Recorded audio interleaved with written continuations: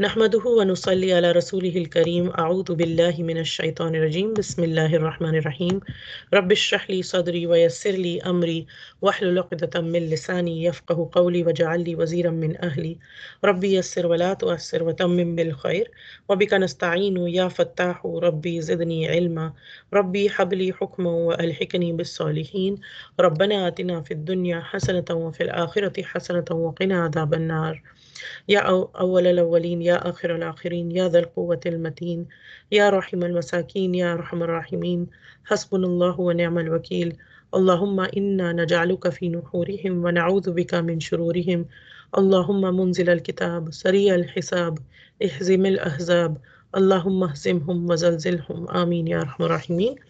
Assalamu alaikum wa rahmatullahi wa barakatuh. Once again, Alhamdulillah, by the grace and tawfiq of Allah subhanahu wa ta'ala, today we are going to talk about ayah number 167 and 168 from Surah Al Imran. And we'll go over the recitation and the meaning first. وَلِيَعْلَمَ الَّذِينَ نَافَقُوا وَقِيلَ لَهُمْ تَعَالَوْا قَاتِلُوا فِي سَبِيلِ اللَّهِ أَوِ ادْفَعُوا قَالُوا لَوْ نَعْلَمُ قِتَالًا لَاتَّبَعْنَاكُمْ هُمْ لِلْكُفْرِ يَوْمَئِذٍ أَقْرَبُ مِنْهُمْ لِلْإِيمَانِ يقولون بأفواههم ما ليس في قلوبهم والله أعلم بما يكتمون. So in this ayah, Allah subhanahu wa ta'ala is saying, وَلِيَعْلَمُ وَلِيَعْلَمَ, and that he might make evident. So wow, and it's connecting to the previous ayah. So in the previous ayah, if you look at the previous ayah, there we learned that Allah subhanahu wa ta'ala said that in ayah 166, what we learned before that, he said that whatever you suffered on that day when the two troops faced each other was by the will of Allah and in order to know the believers. So in order to know the believers, it's continuing from there. In the next ayah, وَلِيَعْلَمُ. So wow kind of connects to the previous ayah. And so he might know the believers, and there's something else. وَلِيَعْلَمَ, that he might know or he might make evident. الَّذِينَ means those who nafaqu. Nafaqu, those who have nifaq in themselves, those who are hypocrites, those who are two-faced. Like they say something else, but they mean something else. There's something hidden in their hearts, but outside they seem very genuine and everything. But inside there's a lot of negativity, a lot of ill feelings, a lot of evil in their hearts. Right. So that he may make evident those who are hypocrites. Waqila, wa is and, qila is the passive. It was said, right? Qila, it was said, lahum, to them, to the people. Ta'alaw, come. Qatilu, fight. Fi sabilillah, fi in, sabil is a path. Allah is for Allah subhanahu wa ta'ala. In the path of Allah subhanahu wa ta'ala, awidfaw, or defend. So come and fight in the path of Allah subhanahu wa ta'ala, or at least defend. Right? Qalu, they said. And again, this is because they said, meaning these are the hypocrites, about them it is being said. Qalu, they said, law na'lamu, if we knew qitalan, that fighting, meaning fighting is going to take place or there is a fight or something, lattaba'nakum, definitely we would have, lam here is lam ta'kid, meaning something to emphasize something. Definitely we would have followed you. Like, I mean, we didn't think it was a fight. Like, basically that's what they're trying to say. Hum, they, lil kufri, towards the disbelief, yawma idin, on that day, aqrabu is nearer, to be near something. Qareeb is to be near, aqrabu is nearer, right? Like when we say, it's the same pattern as akbar. Like we say Allahu Akbar. Kabir means big and akbar means bigger. So when we say Allahu Akbar, means he is bigger than anything else. So the same pattern, akbar, akrab, right? So in Arabic, the patterns make a lot of difference in the add to the meaning. They always add to the meaning. What kind of pattern is there, right? So of the word. But inshallah, slowly we get more and more familiar with the patterns. Akrabu, nearer, minhum, than them, lil iman, than to the faith. So on that day, when they were saying this, when this was happening, they were nearer to disbelief than to the faith. Yaquluna, they were saying, bi afwahihim, with their mouths, whatever was coming out of their mouths, whatever they were saying from their mouths, ma laysa, not, which was not, uh, that was not fi, in qulubihim, in their hearts, meaning they were saying something else, but in their hearts was something else. Wallahu, and Allah subhanahu wa ta'ala, a'lamu, is the most knowing, bima, of what, yaktumun, of what they conceal. So in this ayah, Allah subhanahu wa ta'ala saying, and continuing from the previous ayah, and in order to know those who are hypocrites, it was said to them, come on, fight in the way of Allah subhanahu wa ta'ala, or defend. They said, had we known it to be a fight, we would have certainly followed you. That day they were nearer to disbelief than they were to the belief. And why were they nearer to disbelief? They utter from their mouths what is not in their hearts. But Allah knows well what they conceal. Right? Because who can look inside the hearts? Who knows what is inside the heart of any person? Allah subhanahu wa ta'ala knows. Right? We might not know, but Allah subhanahu wa ta'ala knows. Right? And then ayah number 168. Bismillahirrahmanirrahim. الذين قالوا لإخوانهم وقعدوا لو أطاعونا ما قتلوا قل فادرءوا عن أنفسكم الموت إن كنتم صادقين. Alladhina, those who, qalu, said, li ikhwanihim, about their brothers. Ikhwan is brothers, right? Ikhwanihim, their brothers. So those who said about their brothers, wa qa'adu, while they sat, like the people who said, while they themselves were sitting, but they were saying about their brothers, law, if ata'una, they had obeyed us, meaning if our brothers, these people had obeyed us, ma kutilu, they would not have been killed. Qul, say, fadra'u, then avert, I mean, stay, push away from yourself, from anfusikum, from your own selves, al mauta, death. In kuntum, if you are sadiqeen, if you are truthful. So those who were themselves sitting, said about their brothers, had they obeyed us, they would not have been killed. And then Allah subhanahu wa ta'ala is replying to them saying, say to them, say, then avert death from yourself if you are true. If what you're saying is so true, then can you move death away from yourselves? Right? So these are the two ayat that we're going to talk about. So again, this is in the context of the Battle of Uhud.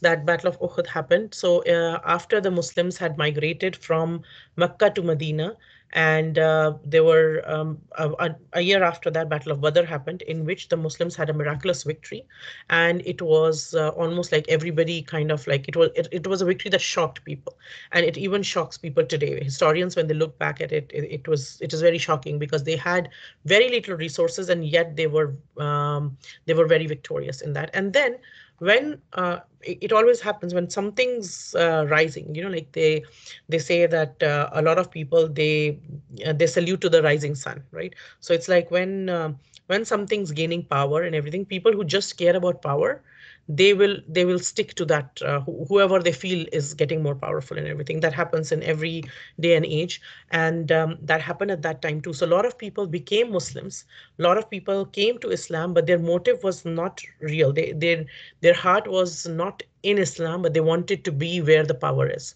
So they would go basically wherever the power was. And 1 year after Badr, and these people were praying with the Muslims. They were Muslims practically in that society. They were from same families, sometimes different people from the same families. Some were Muslims, some were true Muslims, some were hypocrites. Some had hypocrisy in their hearts. So but nobody would know because they were all praying together. They would all come for all their salah together. They would talk, they would learn, they would behave like Muslims and everything. So nobody knew that what is in their hearts, but Allah subhanahu wa ta'ala obviously knew. And 1 year after Badr, Uhud happened. And in Uhud, we've been learning about this whole passage about Uhud. In fact, this is um, almost the longest passage about any one incident in the Quran that we see. That like there's so many lessons from the Battle of Uhud, different things that happened at the time of Uhud. Allah subhanahu wa ta'ala told us about different things and the lessons from different things that happened during that time, right from the beginning of Uhud until now we are coming to the end part of it, right? So what was the purpose of this? Like Allah subhanahu wa ta'ala told us in the previous ayah, the purpose of, and Muslims faced a lot of loss in those in the battle. Initially, Muslims were winning, but then some people disobeyed the Prophet sallallahu alaihi wasallam. Some people who were hypocrites, they left even before the battle began. Right? They started from home with them, but then they left in the middle, right? And their purpose was to demoralize the army and everything. There are some people who were believers, but they got weak and they disobeyed the Prophet sallallahu alaihi wasallam, and they were, because of that, then the tides of the battle changed, and there was a lot of loss that happened. So many people were killed, and not just killed, they were their bodies were mutilated, and there was a lot of pain associated with. So there was a lot of hardship and a lot of pain that the believers saw on that day and everything. But then after that, there was a lot of lessons that came out of it, right? So Allah subhanahu wa ta'ala is telling us in all of that. And then he told us that all this, that when the two troops met and all these incidents that happened that we've been talking about in the previous, I said, all of this and basically everything that happened through it, it was so that Allah subhanahu wa ta'ala can see who has iman in their hearts. And now he's also continuing it further, and that he might make evident one thing, he will show through this who has iman, and also those who are hypocrites. It will show, it will become clear who are hypocrites, because before this, the in the whole society, nobody knew who are genuine and who are not genuine. Everybody seemed the same. And in fact, some people who were hypocrites might look very impressive as believers, right? So you might look at them and we might be like, oh, like these people know the Quran so well, or these people know the book so well, or these people pray with so much concentration, their prayers are so long and everything. But then we don't know what's in the heart sometimes, but Allah knows, and He makes it clear, right? So yes, sometimes there is something, some events which are very painful. There's a lot of loss involved. There's a lot of thing involved. But then through that, Allah subhanahu wa ta'ala shows who is made up of what is inside the hearts comes out at the times of conflict, at the times of loss, at the times of hardships. The things come out, what is true comes out. The believers become strong in their belief, and those who have hypocrisy, those who have disbelief in their hearts, they can't hide it anymore. It comes out, it comes out. And so here, and it's like one thing here is, when we say that so that Allah subhanahu wa ta'ala might make evident, wali alama, so that he might know, it doesn't mean that Allah did not know already. Allah subhanahu wa ta'ala already knew what is in their heart, what they conceal. Like he told us right at the end of this ayah, Wallahu a'lamu bima yaktumun, that Allah is the most knowing of their what they conceal. He knew already. He knew even from the beginning what they're hiding in their hearts.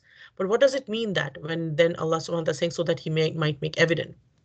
Now, just for an example, to be able to understand, let's say a mother says to a child, okay, you know what, let's see how fast you can run. Okay, like let's see if you can go reach from here to the end of the park in 2 minutes, and then get pick up that flower and come back in 5 minutes. And let's see what you got, right? So she already knows whether the child is able to do this or not, right? What's the purpose of this is, okay, let's make it clear. What are you made of? What can you do, right? What is there? Like how, what is your capacity and everything, right? So sometimes we, even as people, we ask somebody to do something and we say that, okay, let us see this or let us know this. Um, but the purpose is to actually make it clear, to make it evident, right? So when Allah subhanahu wa ta'ala says, وَلِيَعْلَمَ وَلِيَعْلَمَ الَّذِينَ نَافَقُوا, so that he might know those who are hypocrites, meaning he might make evident those who are hypocrites, right? Although the literal meaning is that he might know, it is actually used here in the sense of so that he might make it clear, right? And as we were talking last time, you know, when anything happens in any society, any defeat happens or something's spoiled or something goes against, like when everything's going well, then everybody's happy, and like some people get all the like, oh, praises, and there's a lot of like, oh, this person did so good, everything's so good. And but when some defeat happens, when something's spoiled, or even in a community or even a group, something goes wrong, right? Then we see so many different opinions that start to diversify. Then people's hearts start to be like crushing, or even in a family situation, even like in other places, when things don't go well, then we see a lot of guilt games being played. We see a lot of blaming back and forth that starts happening, right? And now what Allah subhanahu wa ta'ala is telling us is, what he's teaching us through these ayah is that don't get lost in the victory and defeat of those things. Instead, follow the commands of your Prophet. And when we follow the commands of our Prophet, then whether we win or whether we lose, whether we live or whether we die, it's all good. It's all good, right? And why is it all good? Because whatever respect, whatever honor, whatever money, whatever power anybody thinks they're getting, or which they are collecting, which they are collecting by disobeying Allah subhanahu wa ta'ala, which they're doing by disobeying their own creator, by disobeying the prophet that Allah subhanahu wa ta'ala sent, it's not going to last long. Right? It might be there, but it's first, it is very hollow. There's no substance to it. And second, it won't last very long, right? So these ayat, these are the main essence. One of the main essence that these are teaching us is that to get slightly disconnected to the rewards of the dunya, right? And also that sometimes a mistake happens, but a mistake happened, then it's okay. Get over it, seek forgiveness, and make commitment again. Don't get lost in the in that mistake. That might make you lose focus from your commitment, right? And when you lose focus from your commitment, then it might then you get involved in all these side issues and everything. All right. Allah subhanahu wa ta'ala knows what's in our hearts, and our purpose is just to put our share. When it is said to them, Ta'alu, come fight in the path of Allah subhanahu wa ta'ala, right? So in different commands of Allah subhanahu wa ta'ala, they come, right? And our purpose for each one of us, we are all in different situations. Our life is in different situations. We are in different phases and seasons of our life. There are different kind of commitments that we have. There are different things that we are doing in our life. But whatever path we are on, with whatever stage of life we are on, and when we learn something about what Allah subhanahu wa ta'ala wants from us, we put our share to the best of our ability. We do what we can, right? If we see the results of it, that's great, right? Yes, obviously that pleases all of us when we see the results of what we did. But sometimes, even if we don't see the result, it doesn't matter because our reward is intact with Allah subhanahu wa ta'ala, right? So whatever work we do, we should do it for the sake of Allah subhanahu wa ta'ala, right? And for his pleasure, right? And we should give our matters in the hands of Allah subhanahu wa ta'ala, right? And so here it is being saying, come and fight in the path of Allah, right? So um, like everybody in this life, if you think of a life of a human being, right from the beginning of the life, there is struggle, right? A newborn baby struggles to breathe. Then it's a struggle to feed. It's a struggle to take the feed. It's a struggle to, survive in the beginning years of our life. Then it's a struggle. School and education is a struggle. Then, marriages, and then keeping the marriage intact is a struggle as well. We have to evolve every single day with each other, as different people. As people are growing, they evolve with each other and everything, right? And to have patience with each other, and then having children, that's a struggle too, and everything. And old age is a struggle. We get sick, that's a struggle. We have a lot of health issues, which is a struggle. We have health issues of our loved ones, which is a struggle, right? Our financial matters are a struggle, right? So if we see our life, there are different struggles in every human being's life. But what's the difference is that a believer, everyone struggles, yes, but a believer struggles for the path of Allah subhanahu wa ta'ala. And what is struggle in struggle called in the path of Allah? When we struggle for Allah subhanahu wa ta'ala, it's called jihad, right? And I know this term has been hijacked and used in a very negative sense, but the real meaning of jihad is not to just go out and a'udhu billah, hurt innocent people or something. The real meaning of jihad is to fight for the sake of Allah. And fighting, the bigger jihad is fighting with our own self, our own nafs. Like, for example, it's time for Fajr in the morning. I want to sleep. Now, I feel like sleeping. I get my best sleep at that time, early morning, very early morning. It's like the time to, like, you get the best sleep of your life at that time. Sometimes throughout the night, you're not able to sleep that well. And just in the morning, you're getting that sleep. But now it's time for Fajr. Now it's time for the morning prayer. Now, am I going to fight with my own self? Even though I feel like sleeping, I will get up and pray, or will I sleep? So it's a choice. And that choice will show my commitment and what I want to do, right?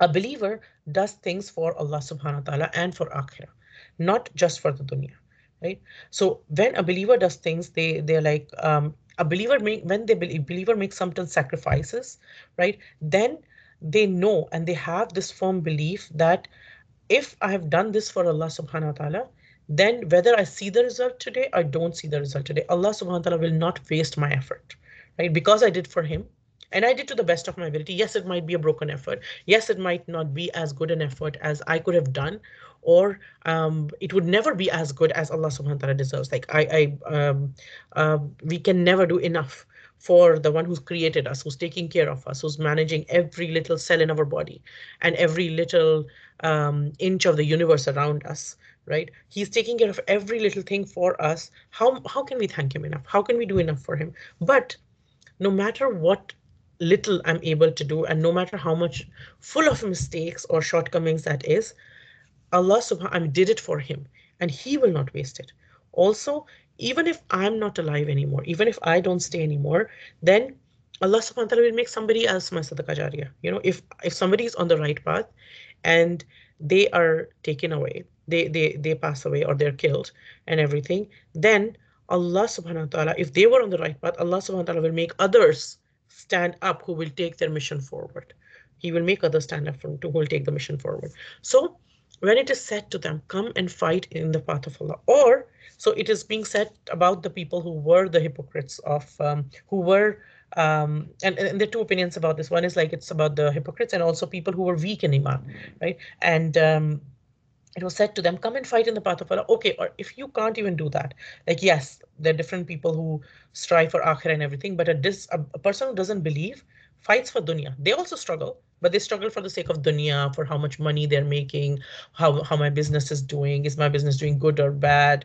What are the kind of reviews I'm having? What are my children doing in the school and everything? So that I can, if my children do well in the school, then I can like tell everybody that, my child is this, and I'm so smart, and my child is so smart, and this and that, and everything. Or I can just like have so many awards or something, and I can just show off to people or something, or I can have that power, or how many likes do I have on social media and everything. So it's like, so other people also struggle for dunya. But here they were told, okay, come and fight for the path of Allah. But if you can't do that, if you don't have that in you, then at least defend. Um, awidfaw, at least do difa, meaning at least, you people, this is a whole city of Medina. We are doing this together. We are in this together. And, if we lose, if the enemies come in, your families are there too. Your families and you and your families live in Medina too. At least come for that reason. What's wrong with you? Don't you understand that this is an enemy who's attacking us? Then we should come, and we should take care of our people. And if you the higher purpose is fight for the path of Allah. But if you can't do it, then at least defend your own borders, defend your own homeland, defend your do what you can to defend your own homeland, right? So, and then, but a munafiq, what they say is, qalu, they said, لو نعلم قتالا لاتبعناكم. Like, and so the munafiq and those leaving with Abdullah bin Ubay. And why is it said that they were munafiq? Because a munafiq is always in between iman and kufr, right? They're always in between these two things. Because nafaka, like we said, infaq or nafaka, it comes from the word for a lizard in the desert, which makes a hole in the desert from one side, and it has the opening on the other side. So what happens is, in a hot desert, this lizard of a desert, it has these two openings. So it goes from inside from one and comes out from the other. So it's always in between these two holes that it stays, right? So a munafiq, it's not just one way of life. It will have like two ways. Sometimes he'll go towards iman, sometimes he'll go towards kufr, meaning disbelief, right? So he'll keep yo-yoing between all these two things, right? And so those people who were in that phase, or those who had weak iman, they said, had we known that there was a fight, we would have definitely followed you, right? And so there are different meanings, there are different things that the scholars have said. Like, there are three different meanings that the scholars have said from this. One is that, let's say in a family, let's say for an example, in a family, there was something that people are going to do. Let's say they're going to go on a trip or something, and on a family vacation or something. And then different people give their opinions, and then, okay, let's go here, or let's drive. Somebody says, no, let's fly to that place, and somebody says, no, let's take a train or something. Different people give their opinion, and let's say one person's, like, obviously they have to decide on one opinion. So one person's opinion is not not taken. Like that person's opinion is not taken. Somebody else's opinion is taken. So, and later on throughout the trip, what this person does is they keep saying things like, "Oh yeah, I'm stupid, right? Like I don't have any intelligence. Like other people know more." Anytime you ask them, "Okay, what should we have for food, or what would you like?" They're like, I don't know anything. Of course, um, those people are more intelligent. Ask them.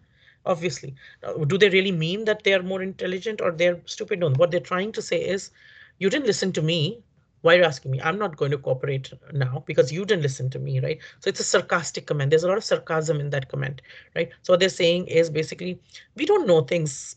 Of course, we don't know things like, so whatever you do is always right. So I don't know what is the truth. So why would I be involved in anything? Because I obviously don't know, right?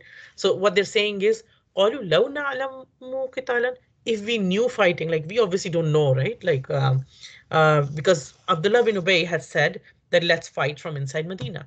And even though the Prophet ﷺ was also of that opinion, when the other Sahabas had said, when he had asked for a shura, when he asked for an opinion for everybody, and they had said we should go out and fight, a lot of youngsters wanted to go out and fight, and then it was decided, okay, let's go out and fight.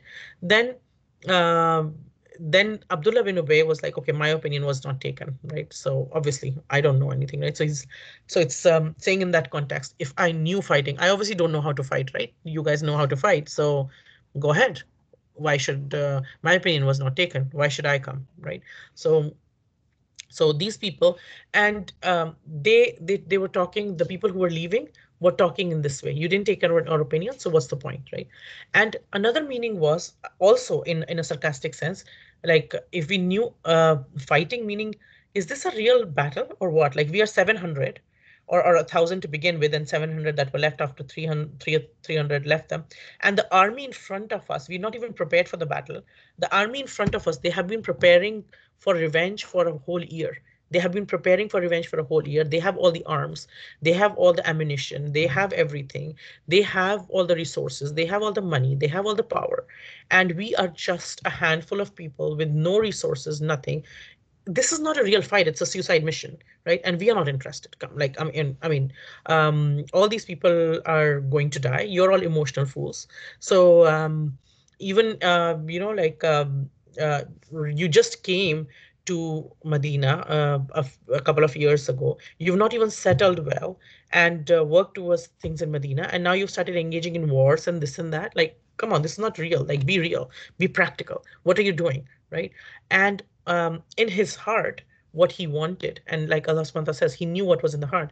In his heart, what he wanted, he was saying all these things, but in his heart, what he and his group, what they wanted was, they wanted to leave and demoralize the army.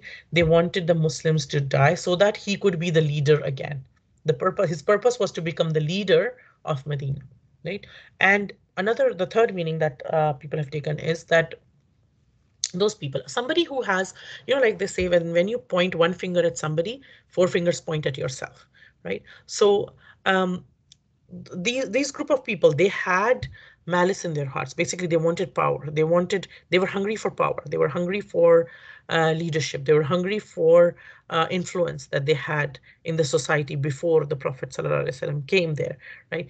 And when somebody has that in their hearts, they think the other person has that too, right? So it's a projection. They project their own onto the other person. So someone with evil in their heart will think that other person's intentions are evil too. So what they were thinking was, what they were saying was, these muhajireens, these people who have come from Makkah, they have all migrated from Makkah, and now they're here, and they're going to all this fight, and they're taking all of us there. It's our money that is being used. It's our people that are being used for this fight and everything. What if once they go there, they are Makkan and Makkan, they join hands with each other and everything?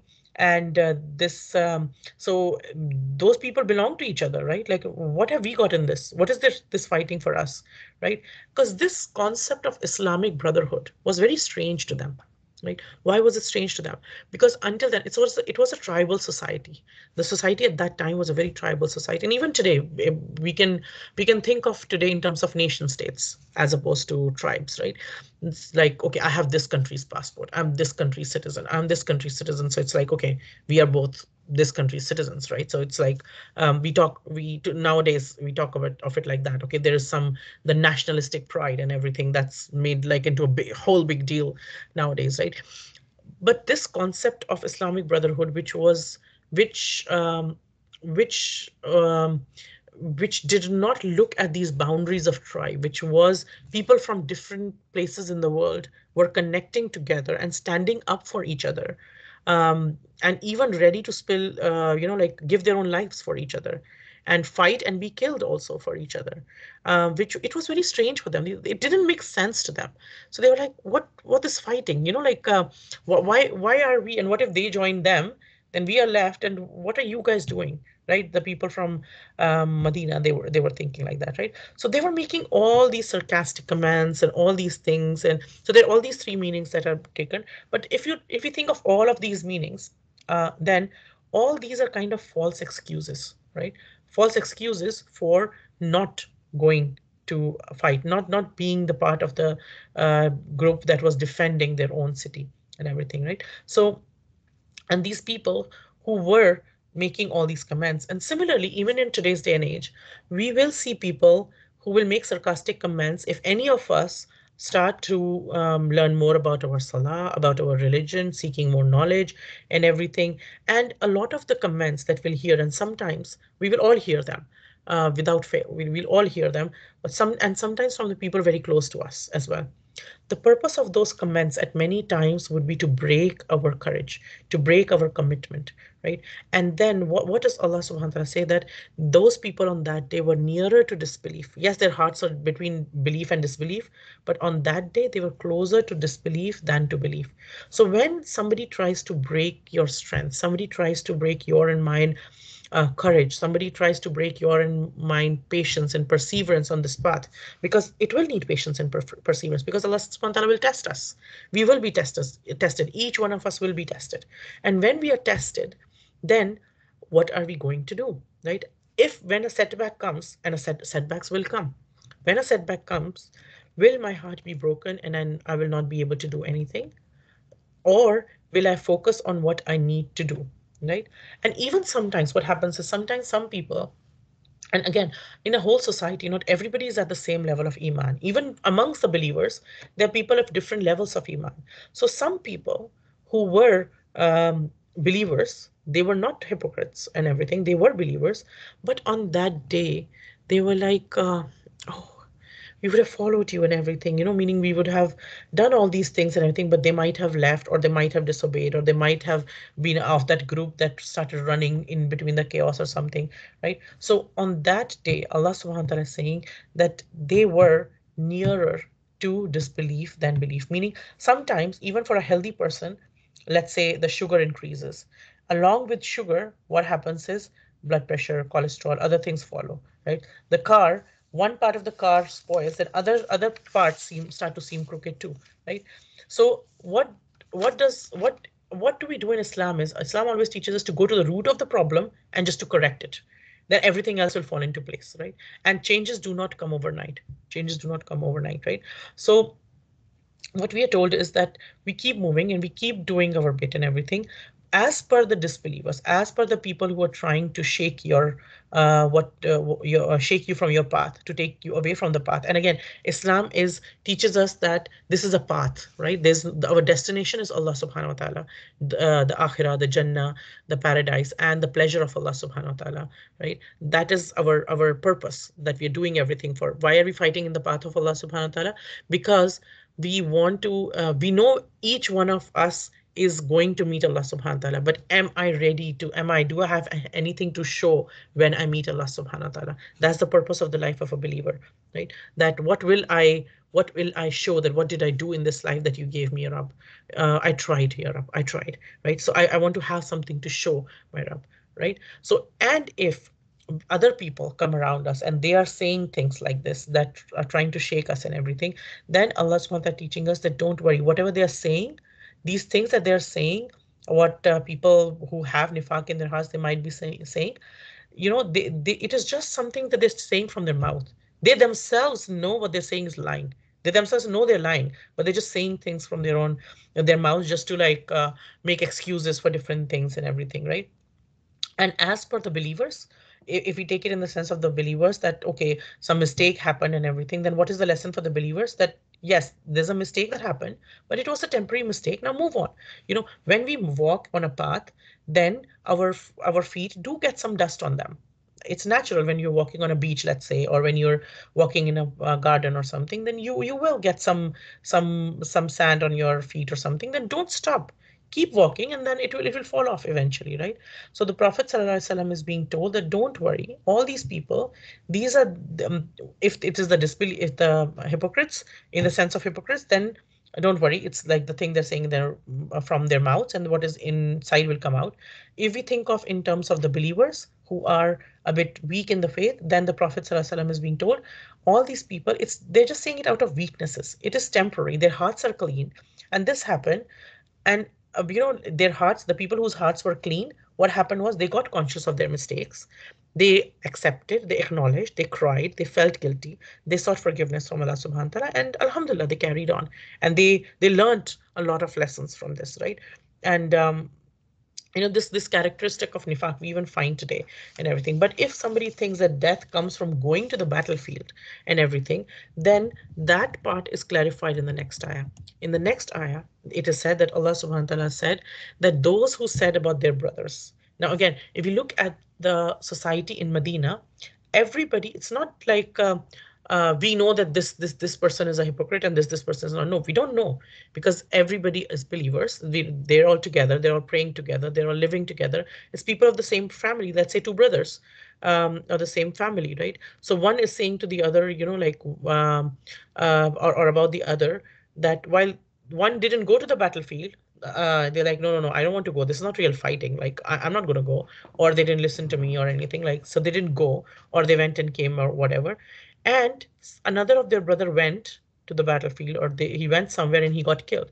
And they said, see, if they had obeyed us, they would have been alive now, right? So they would not have been killed and everything. So, right?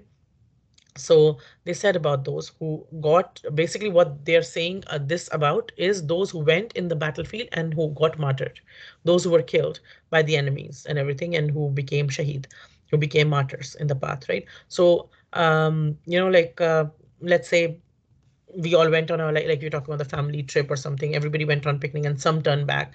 Now those who turned back, they get together and they engage in idle talks, basically. So these are those idle talks, right? And um, this is also a very common common kind of behavior, not a positive behavior, but a very common behavior that we see in a lot of people, is that for example, in an office, some people are doing something, others be like, this can't be done. And they will sit on the other side. And then while others are doing it, they'll keep making talks about, see how silly they are. See what they did?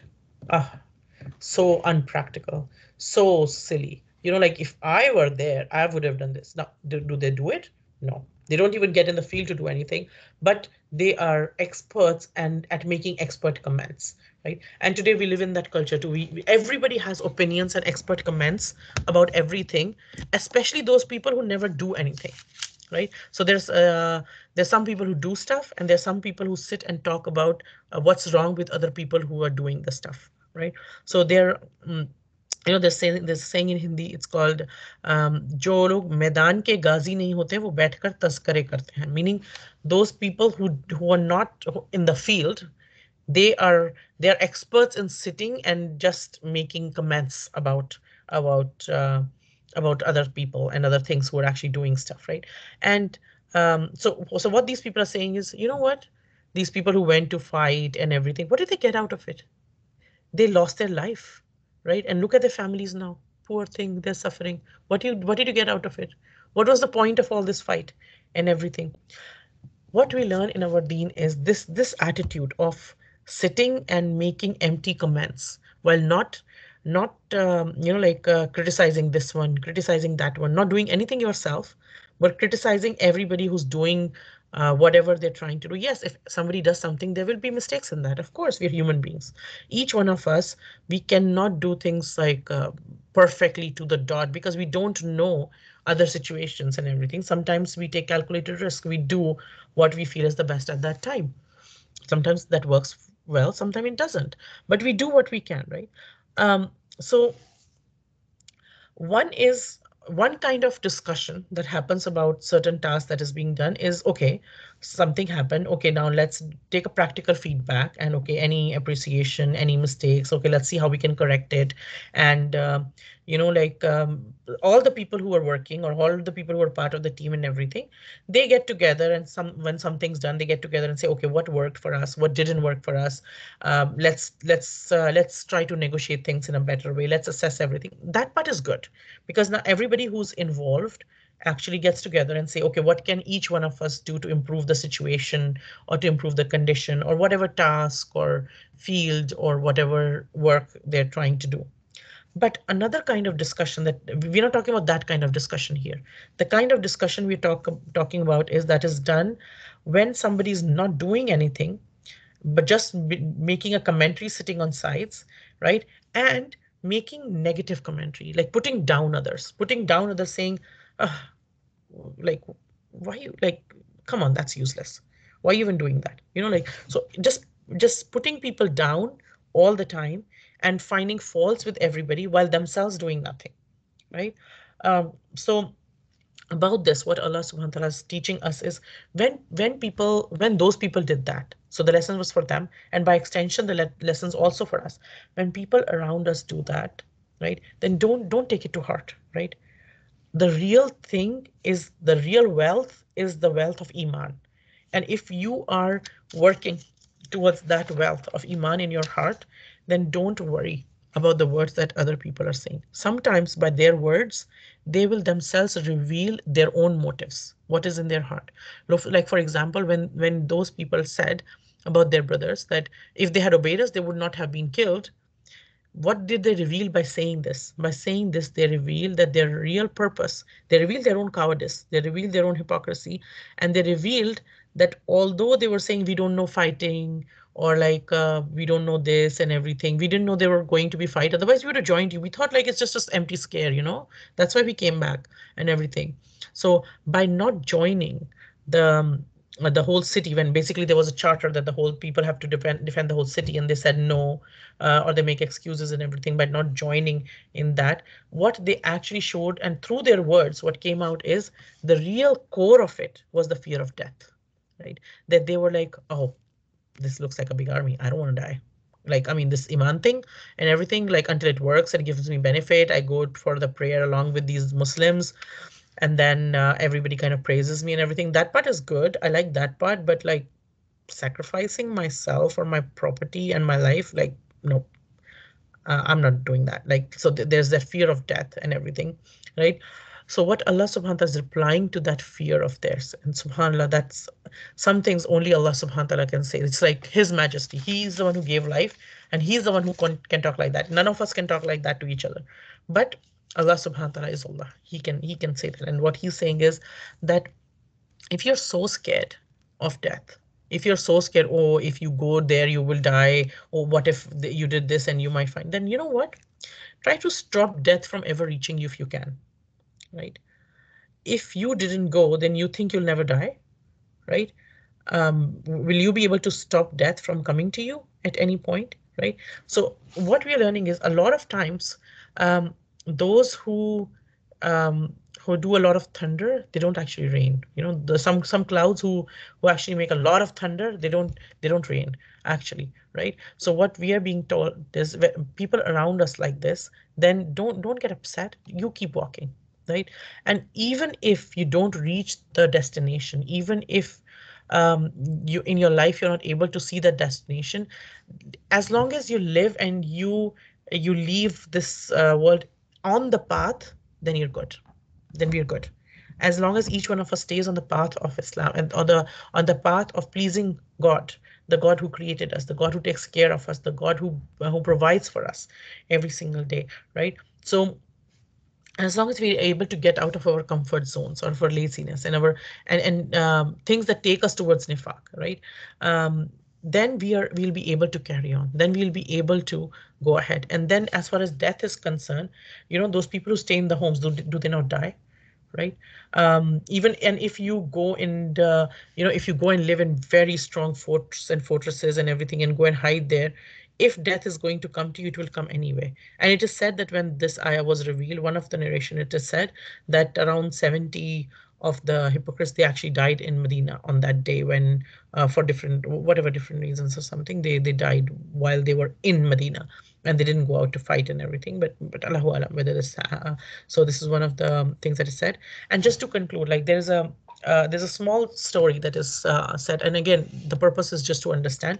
So there's a fisherman who was who would go fishing and everything. And so one time he had a guest, and the guest was like a bit scared of the water. So the guest asked, the fisherman was saying, okay, let's go, like we'll go on a we'll go sail and everything, come on my boat and we'll go and everything in the middle of the sea and come back and catch some fishes. And this person was like, you know what, I'm a little bit scared. So he said, okay, can you tell me one thing? He asked the fisherman, how about your father? Was he a fisherman too? He's like, yeah, okay. Okay, what happened? And he said, like, my father died. Then he said, okay, where did your father died? He said, my father died at the sea. He said, oh, okay. And what about your grandfather? He said, yeah, my grandfather was a fisherman too. So we've been doing this for generations. And he passed away at the sea too. He died at the sea too. So the guest was like even more now shaky. He's like, okay, so your father died in the sea and your grandfather died at the sea. Are you not scared of going in the water and everything? So the fisherman said, okay, tell me one thing. What about your father? Where did your father die and everything? He said, my father actually died, like he was at home, he was just like on his bed and everything when he passed away there. He's like, okay, how about your grandfather? He said, even my grandfather, he was at home, well rested, everything. And then he said, okay, does that ever, because they passed away on their bed at home, does that ever make you scared from sleeping on your own bed at home? He's like, no, of course not. He said, then if why would I be scared of going out of the sea? Death will come to me when it is supposed to come to me. It will not come any sooner or any later.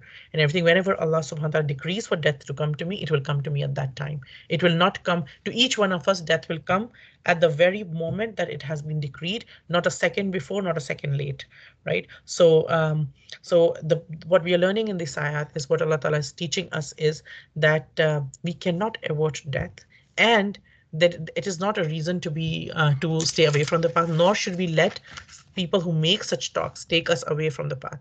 May Allah subhanahu wa ta'ala make us of those people who truly understand, who look at the ayat of the Quran not just for the sake of, who are able to understand the context of the ayat of the Quran, but not just take from that context, but also see what are the practical implications in my life and your life, to learn from them and to apply them in our lives and to connect deeper to the Quran every single day. May Allah subhanahu wa ta'ala make us of those people that He is pleased with. May Allah subhanahu wa ta'ala keep us far away from nifaq. May Allah subhanahu wa ta'ala grant us taqwa. May Allah subhanahu wa ta'ala grant us ikhlas. May Allah ta'ala keep us firm on His path and give us istiqamat. And just like Allah ta'ala united us as sisters in Islam in this world, may Allah subhanahu wa ta'ala reunite us as sisters in Islam on the day of judgment when there will be no shade except His. And then once again in Jannatul Firdaus. Any goodness that comes from today's talk is from Allah subhanahu wa ta'ala alone, because He is the owner of all good. And any mistake, any shortcomings are from my own self, because I'm human and open to mistakes. May Allah subhanahu wa ta'ala forgive and still accept from all of us and make this a means of iman, increasing iman for myself and for all the listeners today and for anybody who listens anytime in the future. آمين يا رحمن الرحيمين. سبحانك اللهم أشهد أن لا إله إلا أنت نستغفرك نستغفرك نستغفرك ونتوب إليك.